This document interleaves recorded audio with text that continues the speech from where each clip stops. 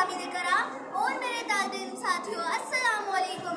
जनाब सदर, आज मुझे जिस आज तकरीर में तकरीर करने का मौका मिला है उसका उन्वान है हुस्न इखलाक और नई नस्ल। इरशाद नबवी है, तुम में से मुझे वो शख्स बहुत प्यारा है जिसका इखलाक अच्छा है।